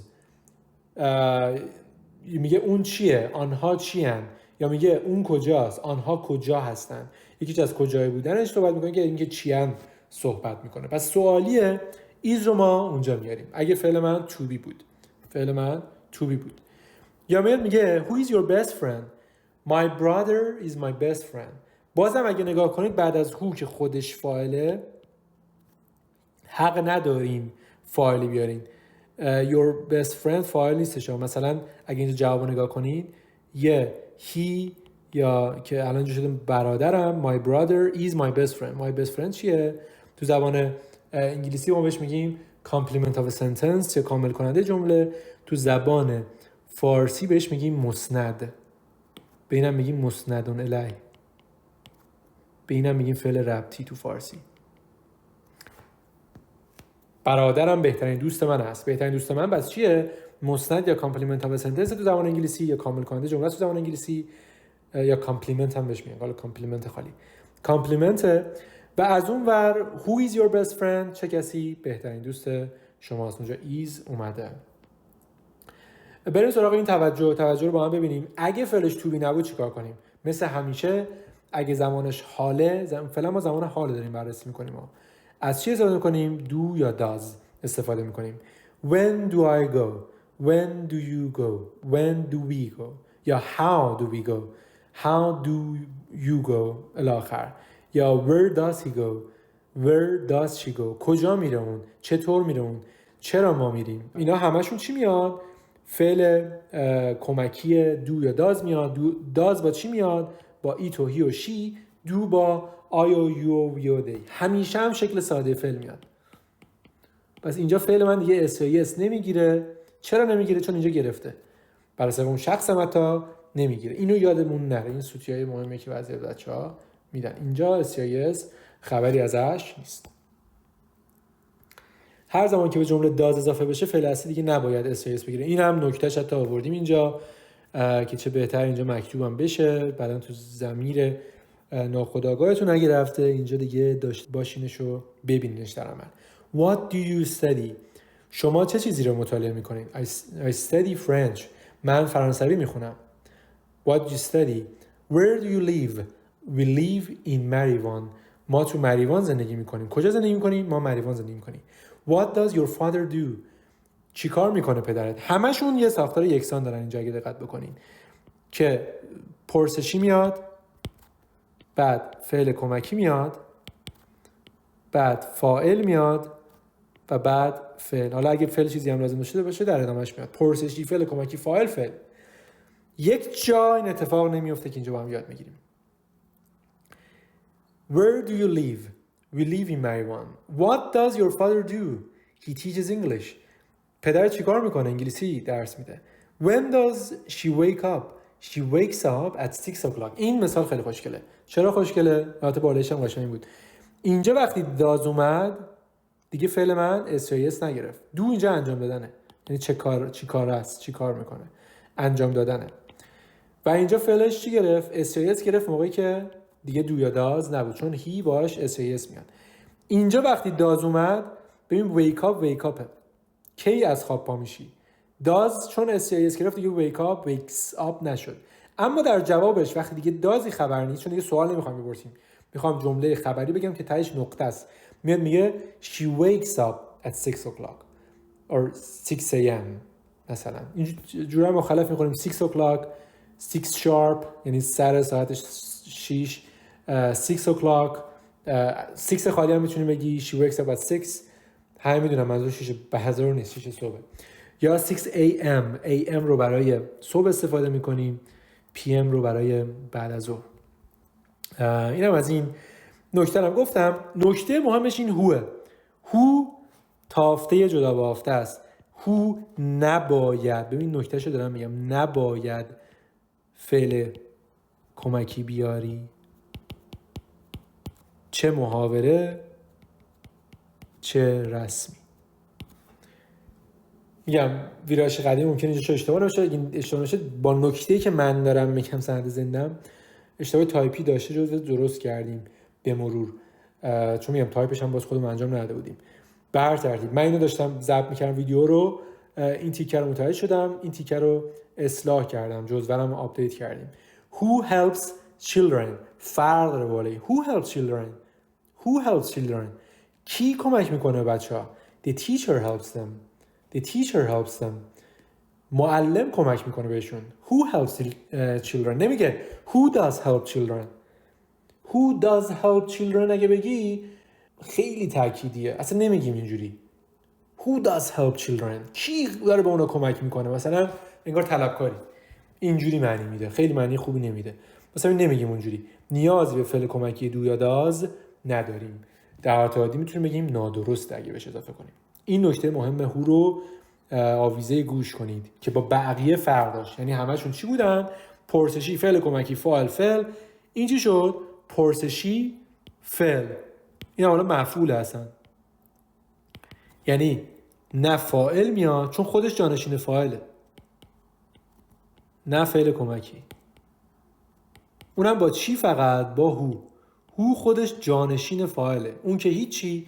و چون دیگه فاعلی نیست، دو یا داز رو باید قبل از فاعل بیارم. مثلا فاعل که نیست، کجا بیارم؟ قبل از کی بیارم؟ قبل از هیچ چیزی ندارم بیارم. قبل از هو که خودش الان فاعله که نمیتونم جمله رو بگم does who helps does who help children. خیلی غلطه. پس چیکار میکنم؟ از غیر فعل کمکی میگذرم. اگه تا اینجای ویدیو رو دوست داشتین خیلی خوشحال میشیم که این ویدیو رو لایک کنید، توی کانال ما سابسکرایب کنید، عضو بشین. بعد اینکه عضو شین روی اون زنگوله هم کلیک کنید حتما که اگه ویدیو جدیدی گذاشتیم با خبر بشین و بتونین هم ببینید. برای این ویدیوهای ما کامنت های شما، لایک های شما کلی انرژی میده و ادامه راه رو برای ما میسر میکنه. ممنون میشیم از این حمایتاتون. بریم سراغ ادامه ویدیو. قید تکرار این حفظیه. قید تکرار حفظیه. این قیدها رو حفظ کنید. خیلی چیزی نداره من بخوام اینجا نکته بگم. always همیشه. همیشگی هم غلط. همیشه. برای رفتار که همیشه اتفاق میفته از always استفاده. always معنیش همیشه است. usually عمدتاً، معمولاً. و اینجا هم از کم به زیاده. همیشه یعنی 100% مواقع تا never میشه 0% مواقع. حالا اینجا بگیم مثلا 50%، این هم بگیم مثلا 80%، این هم بگیم 30%. مثال دیگه حالا 25-70. usually عمدتاً، معمولاً این کار رو انجام میدم. نه همیشه ولی اکثر اوقات. often اغلب، یعنی گاه و بیگاه این کار رو انجام میدم. sometimes میشه گاهی اوقات. بگی نگی sometimes اگه مسیر بخوره یه مسافرم میزنیم. گاهی اوقات sometimes. never هرگز، هیچ وقت. دیگه اون از همه تعداد تکرارش کمتره که به 0 میرسه. مثالش هم میبینیم که برامون جا بیفته این قیدای تکرار رو. She always studies hard. اون همیشه سخت مطالعه میکنه. سخت مطالعه میکنه یعنی چی؟ یعنی با همه انرژی و تلاش و کوششش مطالعهش رو انجام میده. برای مطالعهش کم نمیذاره. نه اینکه مطالعه براش سخته ها. سخت مطالعه میکنه، این همه جون و انرژیشو میذاره. always کجا اومد؟ قبل از فعل اصلی. جاهاشون ممکنه متفاوت باشه. اگه اول جمله بیاد مثل sometimes و usually، اینا کاما هم لازمه. کاما رو اونجا اضافه کنید. usually I wear black, gray or brown. معمولا من میپوشم. wear میشه پوشیدن. سیاه، توسی یا قهوه‌ای، یعنی یکی از این رنگا رو انتخاب میکنم. black, gray, brown. He often plays outside. اون اغلب بیرون بازی میکنه. اغلب میره بیرون از خونه بازی میکنه. Sometimes گاهی اوقات، خیلی محدود، بعضن مثلا. Sometimes I think dislikes me. بعضی وقتا این حس بهم دست میده که اون از من بدش میاد. من فکر میکنم که اون ازم بدش میاد. بعضی وقتا، نه همیشه، ولی یه کارایی میکنه که این حس بهم دست میده. They never come late. اونا نمیان هرگز دیر. یعنی اونا هرگز دیر نمیرسن. همیشه آدمای آن تایم و به موقعی هستن. آن تایم میشه به موقع. پانکچوال هم بعداً یاد میگیرین، اونم میشه به موقع، ولی لغات پیشرفته است که تو کتاب زبان زیر ذره‌بین جلد 1 بعداً لغاتتون رو انقدر گسترده میکنید که زبان میتونید خودتون جمله خودتون بسازین، خودتون جمله خودتون ساختین، بیانش کنین، یعنی اسپیکینگ داشته باشین. اگه روی تلفظ هم کار کنید که باید کار کنید موقع حفظ واژگان، و از اون ور زبانتون همه مهارتاش به حد ایدئالی میرسه. اگه با برنامه‌ای که تو کانال جنرال انگلیش پلان قرار دادیم برین جلو. یه بار دیگه هم کانال ما رو می‌نویسم اینجا، جنرال انگلیش پلان. کانال تلگرامی ما هستش. این کانال تلگرامی ما رو اگه دنبال بکنید باز اونجا هم مطالب رو ببینید، هم برنامه رایگان چجوری با این جزوه بخونم، چجوری برم پیشرفته‌تر، چجوری از صفر شروع کنم. خیلی چیزای رایگان هم اونجا زیاد داریم مثل همین ویدیو. گذشته ساده. I watched TV. و بعد از اون میاد چی میگه؟ Yesterday. گذشته ساده رویدادی که در قبل گذشته رخ داده دیگه. yesterday دیروز. last night دیشب.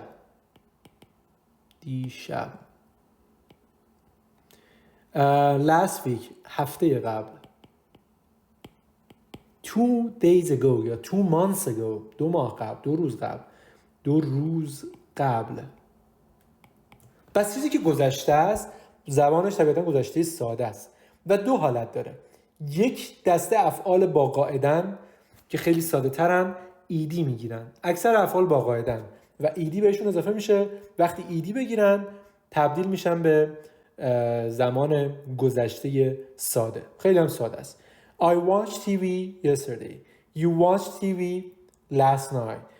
They watched TV 2 days ago. He watched TV 2 months ago. 2 years ago. 2 سال قبل تلویزیون دید. اگه حالا میخوای به 2 سال تلویزیون ندیده باید اینجوری بگی. و حالا اگه اینو میگی اگه دقت بکنیم دیگه اینجا بین هی و شی و ایت و دی و وی و یو و آی هیچ فرقی نداره. دیگه اینجا اس یا اس خبری نیست. اس یا اس فقط برای زمان حال ساده است. از اونجا به بعد هر زمانی که یاد میگیریم دیگه این انداختیمش دور دیگه وجود نداره. از این به بعد زمان هامون یا حالا فعل کمکی خودشون دارن یا مثلا اگه فعل کمکی دارن همه یکسانن. ایدی میگیره چه سوم شخص مفرد باشه چه سوم شخص جمع باشه، چه اول شخص مفرد اول شخص جمع، فرقی نداره. هر فاعلی که بگیره، ضمیر فاعلی که بگیره، فعل ایدی میگیره اگه با قاعده باشه. حالا این فعل مفعول میخواد، بعضی فعلا مفعول نمیخواد. مفعول خواسته اومده. قید زمانم معمولا تو جملات هست که نشون بده ما داریم از گذشته صحبت میکنم دیگه. یه قید زمانم میاریم. He received an email. مثلا اینجا قید زمان نیاورده. اون دریافت کرد یک ایمیل. سوال پیش میاد کی؟ مثلا میتونی بگی an hour ago. 1 ساعت قبل. an hour ago. 1 ساعت قبل. اینجا یه مثال خوب بود. ان رو یاد گرفتیم. اینجا h داره ولی تلفظش چیه؟ hour. یعنی تلفظش مثل انگار با ا شروع میشه که با صداست. مهم نیست که hه. مهم اینه که چجوری تلفظ میشه. hour نمیگیم. تلفظ بی‌معنی میشه. hour. واسه همین که چون هستش باید با ان استفاده کنیم. میشه an hour ago. 1 ساعت قبل. received an email. اون دریافت کرد یک ایمیل. They closed the door yesterday. اونا دیروز در رو بستن. خب منظورت چیه؟ دیروز در رو بستن. اوکی. یعنی ان شاءالله در بازین. مثلا مسافرت بهش میگه ما دیروز در رو بستیم، نگران نباش. وسایل گم نمیشه. اینم از این. closed ایدی گرفته. received ایدی گرفته. دریافت کردن فعلش اگه معنی رو بلد نیستین. close بستن ان شاءالله که دیگه همه بلدین. ایمیل هم که فارسی هم میگیم ایمیل. دورم که در و یستردم که دیروز دیگه باید بلد باشین. برخلاف زمان حال ساده که سوم شخص اس یا اس داشت، بقیه متمایز بود. همین نکته رو میخونم. از بقیه متمایز بود. توی زمان گذشته از این تعویضا نداریم و همه یکسانن و ایدی گرفتن. با ایدی گرفتن میرن به حالت گذشته. فعل کمکی برای منفی کردن پرسیدن در زمان گذشته دیده. از اینکه فعلمون البته توبی نباشه. حالا فعل توبی رو یاد میگیریم. دیده. دید رو میاریم اول مثل اونجا مثل دو و داز چیکار می‌کردیم؟ میآوردیم اول جمله سوالی میشد یا بعدش نات میآوردیم منفی میشد. حالا بریم حالت سوالی منفیش هم ببینیم. وقتی منفیش میکنیم، وقتی دید تو جمله میاد دیگه ایدی نمیگیره. یادتون میاد که داز که تو جمله میومد دیگه اس یا اس نمیگرفت. شکل به شکل ساده یعنی فعل به شکل ساده میاد همیشه. وقتی فعل کمکی اینجا داره اضافه میشه. پس وقتی دید رو میاریم دیگه فعل من ایدی نمیگیره. خود دیده تاکید داره که من گذشتم. دیگه نیازی اینم بگه من گذشتم. نیازی نیست بگه من گذشتم. بس یکی بسه. I did not download the book. I didn't download the book. He didn't download the book. یا she didn't download the book. اون دانلود نکرد، آنها دانلود نکردن. فرقی نداره. He, she, it, I همه با دید میاد. حالا چه خلاصش بگیم didn't چه بگیم did not. جفتش هم درسته. فقط یادتون نره فعلش ساده اومد. اینجا هم نوشتیم دقت کنیم وقتی دید میاد دیگه ایدی نمیگیره فعل. اینا همه رو نوشتیم اگه خوب بخونید همه اونجا هستش. ولی منم دارم میگم. Did I search the internet?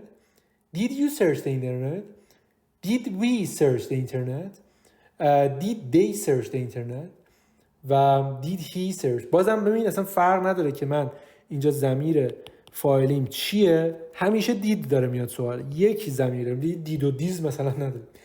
در سوم شخص اول شخص فلان مهمان، همشون ایتم حالا اینجا نیاوردیم، ایتم همینه، اسم آدمم بود همینه، دید میاد و ایدی هم نمیگیره دیگه. چرا؟ چون دید کافیه برای اینکه بگم گذشته است. میگه آیا تو سرچ کردی اینترنت رو یا جستجو کردی اینترنت رو؟ Did we search the internet؟ آیا ما جستجو کردیم اینترنت رو؟ الاخر سوالیه. مثالش هم ببینیم. What did she do؟ حالا با کلمه پرسشی مثل قبل، باز فعل کمکی بعد از کلمه پرسشی و هو هم که مثل همیشه نیازی به فعل کمکی و فاعل ندارد. پس مهم نیست زمانش چیه. هو استثناست. بخونیم مثالا رو. What did she do؟ اون چه کاری کرد؟ یعنی اون چی کار کرد؟ What did Amir update؟ امیر چه چیزی رو آپدیت کرد یا به روز رسانی کرد؟ When did they connect to the internet؟ کی اونا کانکت شدن، وصل شدن به اینترنت؟ Where did you watch the movie؟ کجا دیدی تو فیلم رو؟ گذشته است، آپدیت کرد، انجام داد، کانکت شد، وصل شد، دید. یا میگه who listened to the poem؟ نمیگه who did listen to the poem. بگی who did listen to the poem غلط هست. did listen to the poem غلط هست. نیازی به هیچ فعل کمکی ندارد. اگه اشتباهی در جزواتون اینو اصلاح کنید. بازم دارم میگم دیگه، خیلی گفتم. who listened to the poem؟ چه کسی به آن شعر گوش داد. فاعل هم نمیاد، نمیگیم who he listened to the poem. 100% غلط میشه، چون قرار ما سوال کنم کی، بعد یه هی هم بیارم اونجا، خودم میدونم کیه دیگه، چرا هی رو دارم میارم، بی معنیه. پس فاعل هم نمیاد. حالا اگه گذشته ساده رو بخوام با to be بگم، to be با was over. یادمون میاد اگه حال ساده بود am is are بود، حالا با was over کار میکنیم. کی was بیارم، کی were بیارم. با I am می آوردم، اینجا چی میارم؟ was میارم. با he is می آوردم، اینجا was میارم.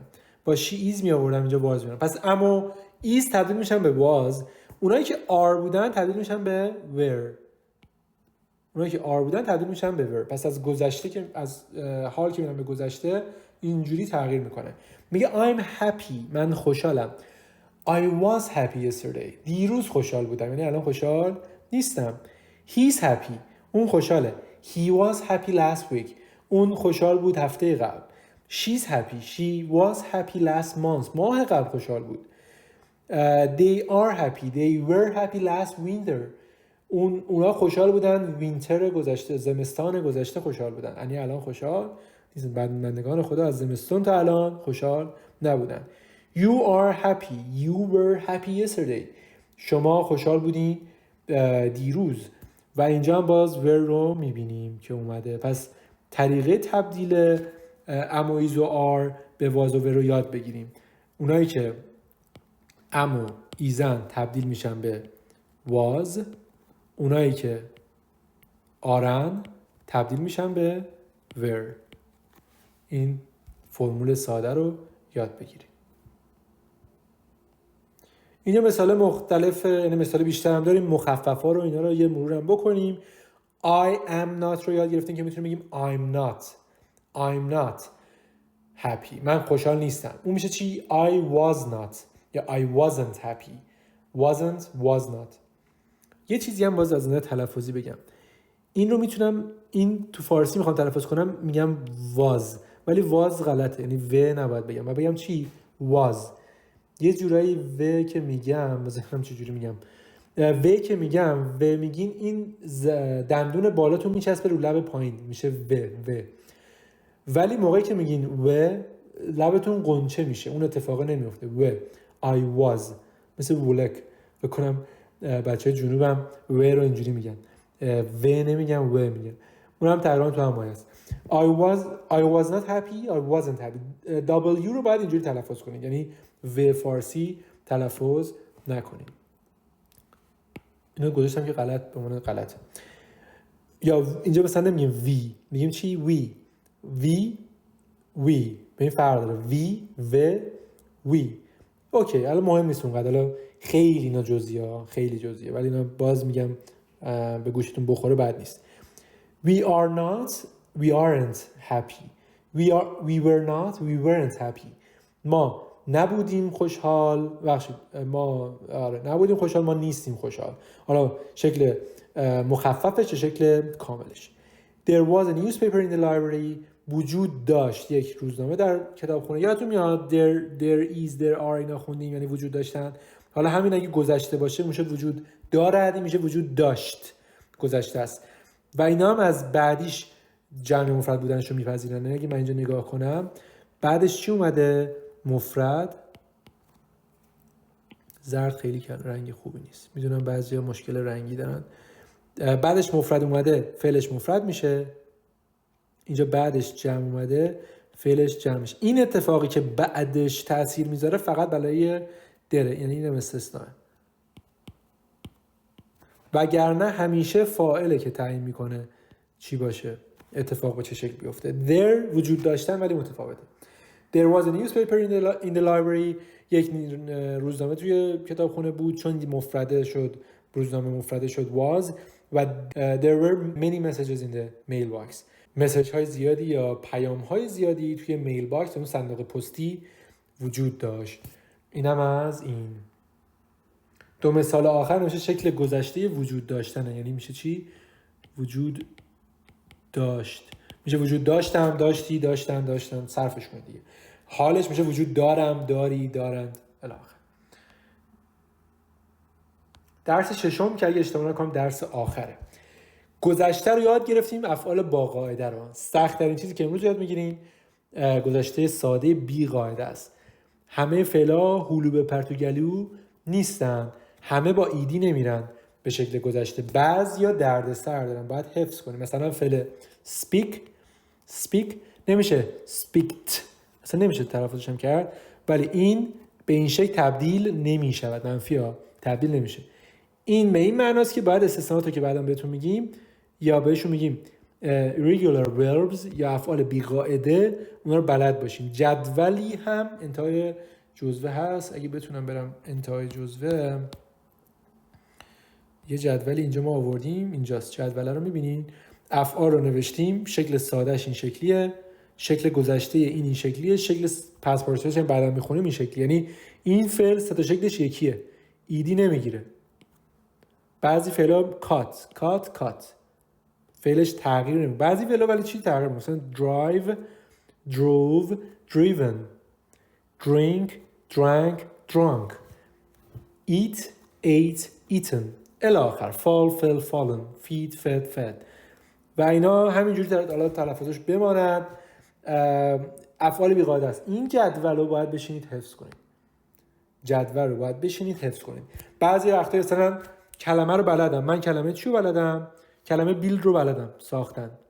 تو جمله کلمه بیلد رو میبینم شکل گذشتهش، اصلا نمیدونم این چیه، میگم ای بابا این کلمه جدیدیه، در حالی که نه، همون کلمه است که بلدم، ولی این شکل گذشته ساده بی قاعده‌شه. یعنی ما بیلدد نداریم، ایدی نمیگیره، به جای اینکه ایدی بگیره چی میشه؟ میشه بیلد. پس این شکل بی قاعده‌شه. بی قاعده ها کار رو برای ما سخت‌تر میکنن. برگردیم به اونجایی که بودیم. همه هلو به پرتوگلو نیستن و بعد بعضی رو حفظ کنیم. مثلا speak رو مثال زدیم که گذشته فعل speak چی نوشتم؟ گذشته فعل speak میشه spoke. speak میشه spoke. spoke نمیگیم ما. speak spoke. I spoke English 2 days ago. من صحبت کردم انگلیسی رو 2 روز قبل. You spoke English last week. Last night, yesterday. حالا هر چی که هست. She spoke English yesterday.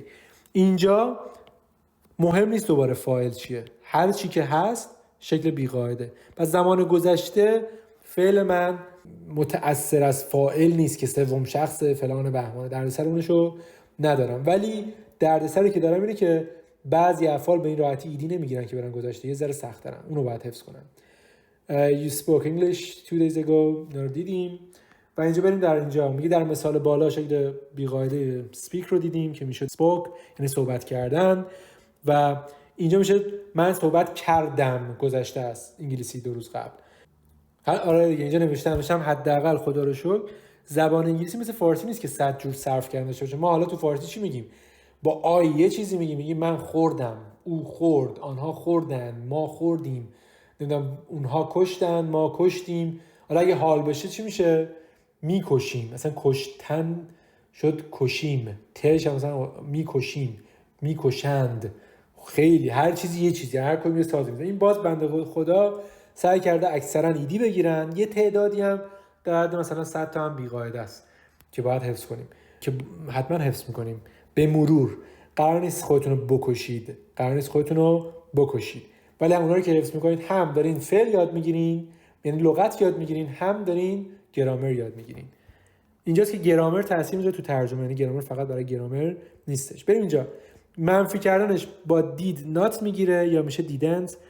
بازم منفی که میکنم دیگه همونجور که ایدی نمیگرفتم اینجا هم speak نمیشه spoke، یعنی شکلش میشه چی؟ شکل ساده میاد همیشه. چرا شکل ساده میاد؟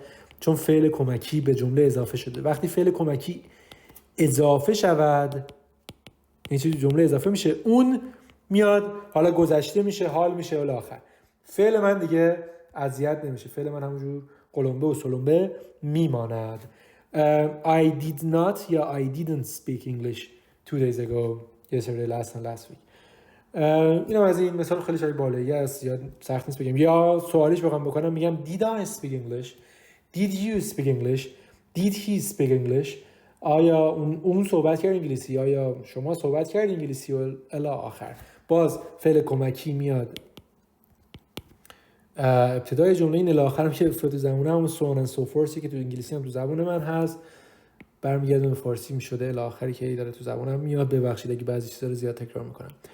این فاعل، این شکل ساده فعل، و این فعلم به طور چی نوشتم شکل ساده فعل هست، و اینم مفعولیه که اینجا اومده. حالا صحبت کردن زبان رو اونجا بیان میکنه. نکته نمیمونه.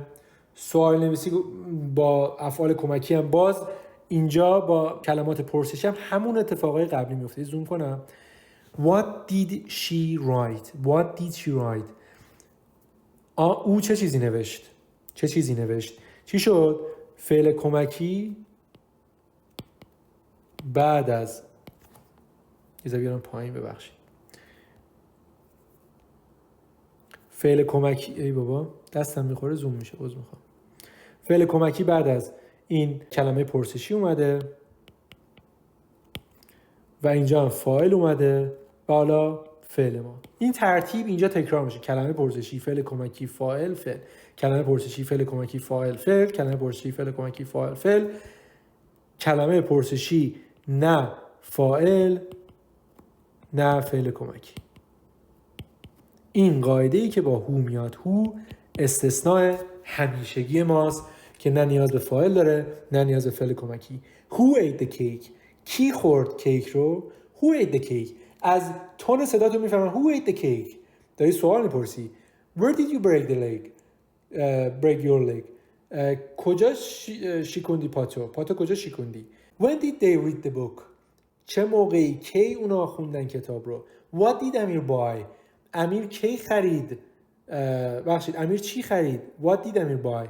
امیر چی خرید؟ What did she write؟ اون چی نوشت؟ سوال از چه چیزی داریم میپرسیم؟ سوال میتونه از چه زمانی باشه، کجا باشه، یا از چه کسی باشه، کی این کارو کرد. سوال وقتی از فاعله نه فاعل نه فعل کمکی. وقتی سوال از چیه؟ از فاعله، یعنی هو داره میارم. هو رو چی نوشتیم؟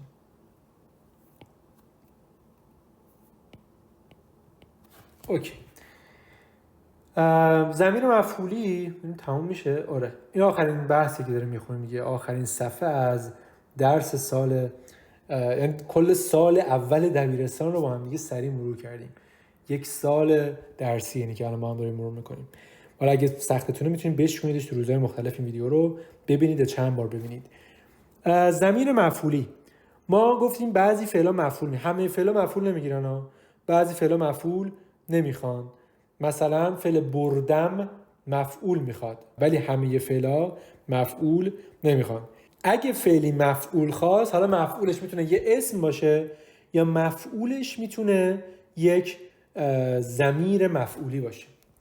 اگه ضمیرهای فاعلی رو که یاد گرفتیم با هم یه بار دیگه مرور کنیم با هم دیگه I, you, she, he, it, we, they، یعنی من، شما، او مؤنث یا او خانوم، او آقا، آن غیر انسان، ما و آنها.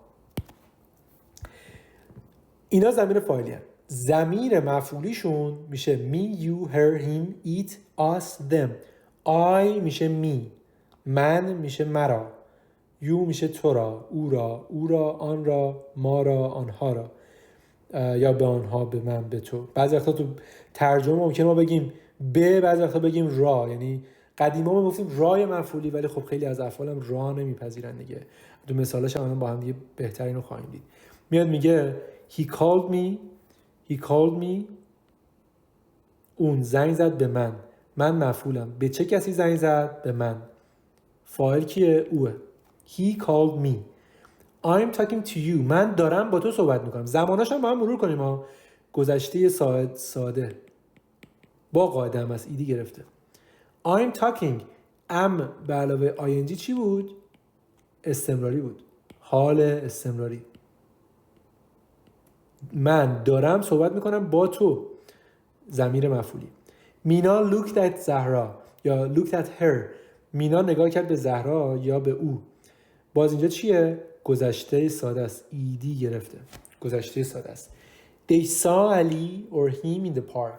اونا دیدن علی رو یا او رو در پارک. باز اینجا میگه علی رو دیدن یا او رو. این بالای مؤنث بود، پایین مذکره. سا شکل گذشته فعل سی، اینم بی‌قاعده است. یعنی برید اون جدول ته جزوه نگاه بکنید، آخرین صفحه جزوه جدوله. اون جدول فعل سی رو چون به ترتیب رو فعل فام است به اس که برسین میبینید که سی جلوش نوشته گذشتهش سا. میتونم الان یه نگاه بکنید، ضرر نداره. They saw Ali or him in the park. اونا دیدن علی رو در واقع. زیر نگاه هم بکنیم، یاد بگیریم استفاده از اون جدول رو. دوست دارم اینم بهتون نشون بدم. باید یه ذره بالاتر باشه. ببین اینجا فعل سی رو می‌بینید؟ ببخشید. فعل سی رو می‌بینید؟ گذشتهش رو چی نوشته؟ سا. و شکل سومش رو بعداً یاد می‌گیریم. سال‌های بالاتر این تیکر رو یاد می‌گیریم، اون تیکر فعلا در نظر نگیریم. سی شده چی؟ سا. پس دیدن، مثلا ما میگیم می‌بینم، ببین بین استفاده می‌کنم توی زمان مضارع تو فارسی. گذشته که میشه دید. مثلا دید کجا، بین کجا؟ می‌بینم، می‌دیدم. اوکی؟ تو انگلیسی هم خب بندگان خدا باید یه همچین تغییراتی داشته باشن دیگه. نگین وای پر از استثناست. 1/100 زبان فارسی هم استثنا نداره. واقعا از این نظر دمشون گرم. زبان خیلی ساده تری از فارسی. چون صرف کردن نداره. ایت تغییر نمیکنه. You hurt the cat. You hurt it. تو آسیب زدی به گربه یا تو به اون آسیب زدی. اون میتونه گربه باشه، میتونه یه اشیایی باشه، یه چیز دیگه باشه. They invited us. اونا ما رو دعوت کردن. باز اینجا به جای we چی میگه؟ نمیگیم they invited we بگیم فاعله. چون اینجا ما میخوایم مفعول بگیم که حالا مفعول میتونه مفعول حرف اضافه باشه، یعنی بعد از حرف اضافه بیاد، یا مفعول مستقیم فعلی باشه. اینا مفعول مستقیمن. بعضی اینا مفعول مستقیمه، بعضی بعد از حرف اضافه اومدن. مفعول حرف اضافه. در هر دو صورت مفعولن. و برای مفعول چی میاد؟ ضمیر مفعولی میاد. یه موقع وی نیارین اونجا، یه موقع مثلا هی نیارین، هیم باید بیارین. اینم راحته، کد کردنش راحته. هی همون جوری ادامه پیدا میکنه، میشه هیم، نمیشه هر. غلط. شی میشه هر. اونی که تغییر میکنه شیه. هی همون جوری هیم با همون تلفظ میره جلو. یا هی نمیشه هر. کدی که من گذاشتم بچه بودم گذاشتم این تو ذهنم بمونه. She read the books. She read them. اینجا یه نکته مهم داره. تلفظی که من کردم گفتم چی؟ گفتم read. نگفتم read. اگه تلفظش رو نگاه کنید تو دیکشنری تلفظش هست read. این دو نقطه یعنی کشیده. read. تلفظ شکل گذشتهش اما هست read. تلفظش رو میگم و دیکتهش نه. دیکتهش همین بالایی. دیکته جفتش یکیه، تلفظش فرق داره. این تلفظ زمان حالشه، این تلفظ گذشتهشه. بازم دوست دارم به اون جدوله ارجاع بدم. جدول انتهای جزوه، چند صفحه آخر جزوه، مثلا هولوش صفحه 53 ایناست، 50 خورده ای. اونجا بریم element PQR. اینجا هم نوشتم مثلا این جزوه چقدر کامله، فکر نمی‌کردم نوشته باشم. اینجا نوشتم read، اینجا نوشتم چی؟ read. تلفظش فرق داره. دیکتهش یکیه، تلفظش فرق داره. read read. تلفظ این سومیش هم بازم read. read. تلفظشون با هم فرق داره. این جزوه چقدر چیزای ریزم دقت کردم که خودم یادم نبود. خیلی جزوه کاملی شد و از این بابت راضیم خودم. باز اگه نکته اشکال تو جزوه دیدین حتما به ما بگیم. جزوه رو می‌خوایم بی‌نقص زیرو مثلا دیفکت باشه محصولمون بدون هیچ اشکالی. پس این شد she read the book. چرا نگفتم she read؟ چرا حال نیست؟ سوال من از شما اینه. این چرا نگفتم او میخواند کتاب را؟ این رو توی کامنت ها برای ما بگین. توی کامنت به ما بگین چرا read تلفظ نکردم، گفتم read و گفتم این گذشته است. چرا نگفتم حال ساده است؟ دلیلش چی بود؟ تو کامنت ها به ما بگین. کامنت که میذارین هم به ما انرژی میده، همین که کمک میکنه ویدیو بیشتر دیده بشه، دوستای شما هم ببینن، ویدیو بیاد بالاتر تو یوتیوب و تا افراد بیشتری از این آموزش رایگان استفاده کنن. لایک ویدیو هم یادتون نره، من ممنونتون هستم. این لایک هایی که میکنید خیلی کمک میکنه باز به ویدیو ما. کامنت هم همینطور و همه جوره سعی میکنیم بهتون کمک کنیم. دوست داریم این رابطه هم دو طرفه باشه. شما هم با انرژیتون به ما کمک میکنید، یعنی لایک و کامنت این انرژی رو میدین که من اینو وقت بذارم زر کنم، چون وقت گذاشتنش یه چیزی 1-2 ساعت وقت میبره، چند ساعت هم ادیتش وقت میبره که یه بار دیگه گوش بدیم، بعضیاشو ببریم، بعضیاش حالا نوشته میاریم تصویر و غیره، اینا زمان میبره. خیلی هم حرفه‌ای نیستیم، ادیتور حرفه‌ای ادیت ویدیو هم نیستیم، واسه همین زمان میبره ازمون. اونم چند ساعت وقت میبره، واقعا 7-8 ساعت هر ویدیو زمان میبره. لایک و کامنت های شما به ما انرژی میده. میبینمتون تو آموزش سال دوم. آموزش سال دومو از دست ندید. فعلا تا آموزش‌های رایگان بعدی.